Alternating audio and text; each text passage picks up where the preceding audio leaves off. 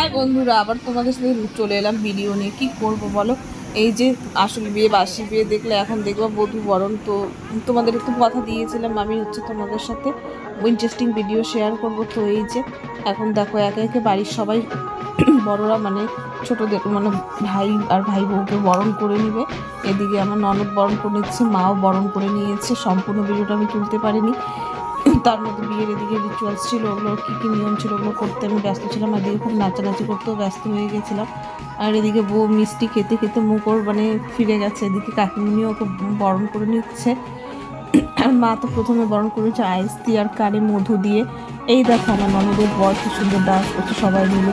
আর আমি তখন ওখানে যেতে পারিনি, ওখানে নতুন বউ ওখানে দাঁড়িয়েছিলাম, এতক্ষণ ছিলাম ডান্স করছিলাম প্রচণ্ড।